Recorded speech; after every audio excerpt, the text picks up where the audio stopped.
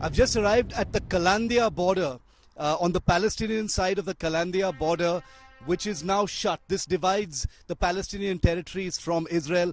This used to be a major crossing point for thousands of people from the Palestinian territories working in Israel and then coming back. But it has been shut as a result of recent tensions. A person is said to have been killed here a few days ago as well. You can see a mural behind me. Very recognizable face of the, the patriarch of Palestine, as it were, Yasser Arafat. Lots of graffiti there about the Palestinian struggle as well. So this wall, once again, and walls, remember, are an enduring symbol as far as Palestine is concerned. And you will see many of them as we travel through Palestine and show you these pictures. But the Kalandia border has now become an emblem of its very own.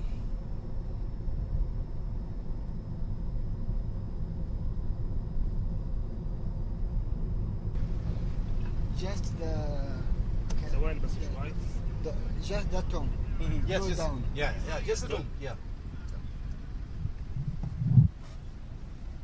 Okay, looks like we're being allowed through to shoot Arafat's tomb.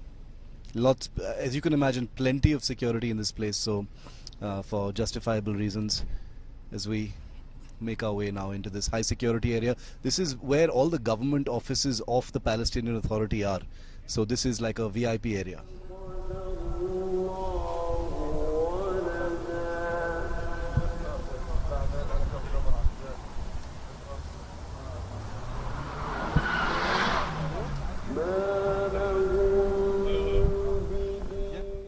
We've just been given permission to enter the memorial of Yasser Arafat.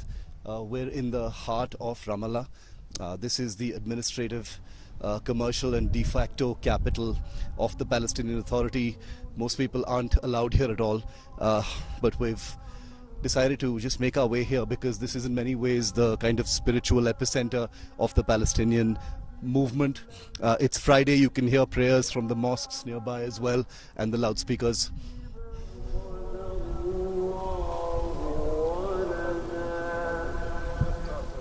And this here is the mausoleum. What you can see behind me is the mausoleum itself. So we're going to go inside and just have a look. This is a sacred site as far as the Palestinian people are concerned. This is where Yasser Arafat, the patriarch of the Palestinian movement and struggle, still considered a man who did perhaps more than any other figure, controversial figure, no doubt, but someone who perhaps did more than any other figure for the Palestinian movement. Remember that Yasser Arafat was someone who was involved in the Oslo Accords of 1993. They were mediated by Bill Clinton, who was the US president at that time. The Oslo Accords were widely seen at that time as something which could have brought to an end, the terrible cycle of violence between Israel and Palestine. In 1994, in fact, both Yasser Arafat and then Israeli Prime Minister Shimon Peres had won jointly the Nobel Peace Prize, for the Oslo Accords, for that historic handshake between Israel and Palestine, which could have ended, decades of bloodshed and tension between the two sides. Sadly, very, very shortly after the intifadas began, each side began to blame the other for various betrayals, various divergences from the promises that were made during the Oslo Accords, and therefore, finally, at the end, everything collapsed. Things went far, far worse, and Yasser Arafat died many years later. He lived to see the tatters of the Oslo Peace Accords, amounting to absolutely nothing. Thousands have died on both sides since that time.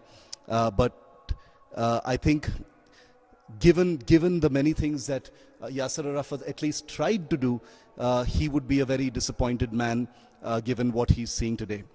His mausoleum is guarded at all times by a soldier. It's a mark of respect that's extended to the patriarch of the Palestinian movement by the current administration. Remember, the Fatah organization was founded by Yasser Arafat. He created that movement not just as not really as a political party, but more of as a movement, and that's why it's still called the Fatah movement. The Fatah is a political party that opposes the Hamas. The Hamas is in power, politically speaking, in Gaza.